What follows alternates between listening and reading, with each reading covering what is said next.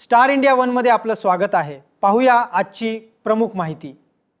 पंढरीची वारी ही सामाजिक ऐक्याची शाळा। सभापती प्राध्यापक राम शिंदे। खर्ड्यात विठ्ठलमय वातावरण। राम हवेलीत पादुकांचे दर्शन घेऊन वारकऱ्यांना शुभेच्छा दिल्या। पंढरीची वारी ही केवळ एक धार्मिक यात्रा नसून ती सामाजिक ऐक्य, साधेपणा, संस्कार आणि नैतिक मूल्यांची जपणूक करणारी महाराष्ट्राची महान परंपरा आहे।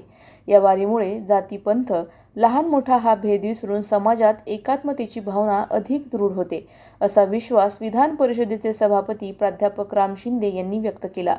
श्री क्षेत्र पैठण इथून पंढरपूरकडे प्रस्थान केलेल्या संत शिरोमणी एकनाथ महाराज पालखीचे खर्डा येथे काल संध्याकाळी आगमन झाले। पालखीचे गावातील नागरिकांनी ढोल ताशा आणि भगव्या पताकांसह उत्साहात स्वागत केले।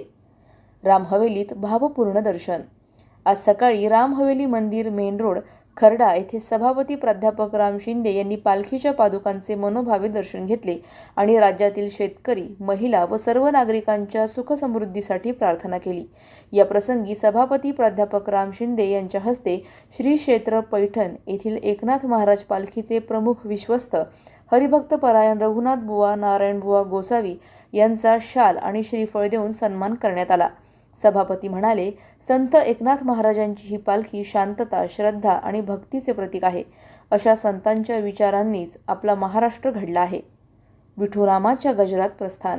दुपारी ठीक 12 वाजता ज्ञानोबा तुकाराम जय हरी विठ्ठलच्या नामघोषात आणि मृदुंगाच्या ठेक्यात पालखीचे खर्डा येथून पुढील प्रवासासाठी प्रस्थान झाले। हजारो वारकरी, लहान मुले, महिला आणि ज्येष्ठ नागरिक या दिंडीत सहभागी झाले होते। संपूर्ण खर्डा गाव भक्तिरसात राहून निघाला होता।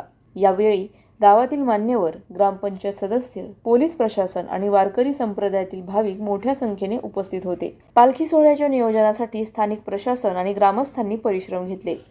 प्रतिनिधी नासिर पठाणसह पत्रकार सुदाम वराट, जामखेड।